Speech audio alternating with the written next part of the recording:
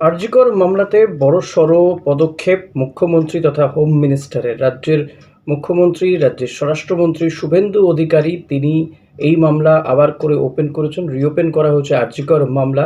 ২০২৪ সালের অগস্ট মাসে আরজিকরে যে একজন জুনিয়র চিকিৎসককে রেপ করে বা ধর্ষণ করে খুন করা হয়, সেই ঘটনায় আমরা জানি যে প্রথমে কলকাতা পুলিশ তদন্ত করেছিল, পরবর্তীতে সিবিআইয়ের হাতে তদন্তভার যায় এবং এই ঘটনায় রাত জাগো থেকে শুরু করে, রাত দখল থেকে শুরু করে বিরাট আন্দোলন হয়। শহর কলকাতা তো বটেই, গোটা রাজ্যে, গোটা দেশে, এমনকি বিদেশেও আন্দোলনের ঢেউ আছড়ে পড়েছিল।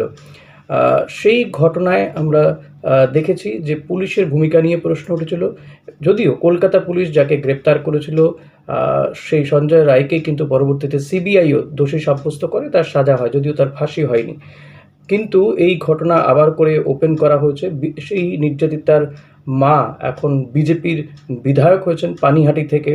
তিনি বিধায়ক হয়েই পানিহাটির প্রাক্তন বিধায়কের বিরুদ্ধে অভিযোগ করেছেন, তাদেরকে গ্রেপ্তারের দাবি জানিয়েছেন। নির্মল ঘোষ সহ আরও অনেকের বিরুদ্ধে আদালতে তিনি মামলা করেছেন। সরকারের পক্ষ থেকেও কিন্তু এই মামলা রিওপেন করা হয়েছে। শুভেন্দু অধিকারী আজকেই জানিয়েছেন যে ২০২৪-এ ঘটে যাওয়া এই নারকীয় ঘটনার পুলিশের ভূমিকা নিয়ে তদন্ত হবে, বিচার বিভাগীয় বা পুলিশের ভূমিকা নিয়ে বিভাগীয় তদন্ত হবে। ততদিন পর্যন্ত ৩ জন পুলিশ কর্তাকে কিন্তু সাসপেন্ড করে দেওয়া হচ্ছে। নিঃসন্দেহে এটা বড় নির্দেশ। আইপিএস বিনীত গোয়েল সেই সময় তিনি কলকাতা পুলিশ কমিশনার ছিলেন, যদিও আন্দোলনের চাপে পড়ে সেপ্টেম্বর নাগাদ তাকে সেখান থেকে সরিয়ে দেওয়া হয়।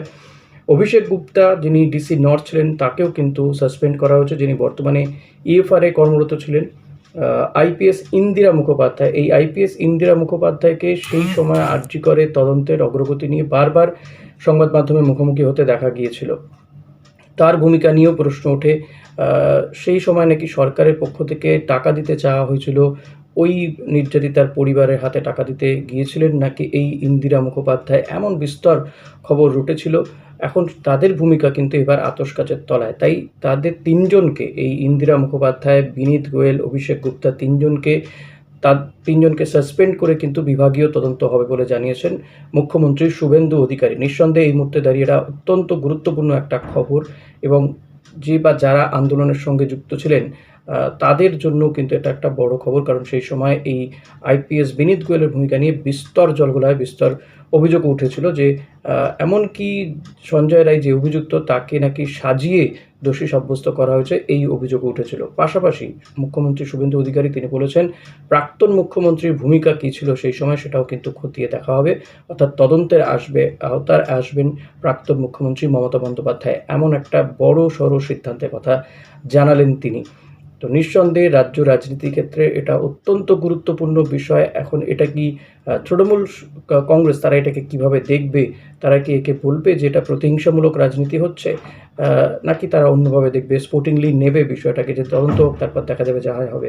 তবে আপাতত এই ৩ পুলিশ কর্তাকে কিন্তু সাসপেন্ড করা হয়েছে। তাদেরকে সাসপেন্ড করে তাদেরকে কাছ থেকে সরিয়ে দিয়ে তারপর বিভাগীয় তদন্ত হবে। সে সময় কোন পুলিশ কর্তা কার সঙ্গে যোগাযোগ করেছেন, কোন মন্ত্রীর নির্দেশে কে কী করেছেন, এই সমস্ত কিছু খতিয়ে দেখা হবে বলে জানিয়েছেন শুভেন্দু অধিকারী। ওই সময় যে ইনসিডেন্ট ঘটেছিল তাকে মিসহ্যান্ডেলিং করা, প্রপারলি এফআইআর ইনভেস্টিগেশন ইনিশিয়ালি যে পার্টটা পুলিশের করা উচিত ছিল অ্যাজ এ ডিসিপ্লিন অর্গানাইজেশন, সেই বিষয়গুলো দেখা। আমরা কিন্তু মূল ইনভেস্টিগেশন পার্টে যাচ্ছি না, কারণ ওটা সিবিআই করছে এবং কোর্টে পেন্ডিং রয়েছে। আমরা শুধুমাত্র আমাদের সরকারের যে লোকরা ছিল, specially the senior police officers, দিদেন কলকাতা পুলিশের যারা ছিলেন সিপি এবং ইনক্লুডিং অল, এবং সবচেয়ে বড় অভিযোগ যেটা ইনিশিয়ালি আমাদের কাছে থ্রু মিডিয়া অনেকবারই এসেছে ভিকটিমের মাদারের পক্ষ থেকে, যে 2 জন পুলিশ অফিসার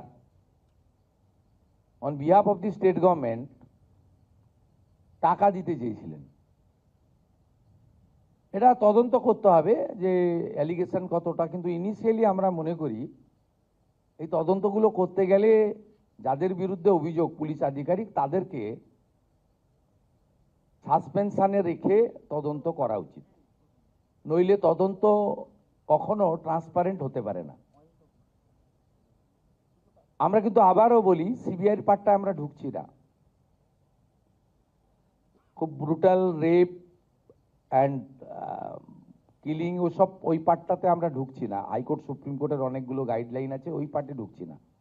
আমরা শুধু সিচুয়েশনটাকে মিসহ্যান্ডেলিং করা, offer financial one type of bribe on behalf of the কার পক্ষে নিয়েছেন ওনারা, যখন ইন্টারনাল ফ্যাক্ট ফাইন্ডিং হবে, ডিপার্টমেন্টাল ইনকোয়ারি হবে, তখন ওনাদের যাদের বিরুদ্ধে আমরা আজকে অ্যাকশন নিচ্ছি তার বক্তব্য নেব, এবং ভিকটিম ফ্যামিলি যদি চান তাদের বাড়িতে গিয়েও আমাদের অফিসাররা নিয়ে আসবে, এবং তার পারিপার্শ্বিক যা আছে, ফোন কল রেকর্ড,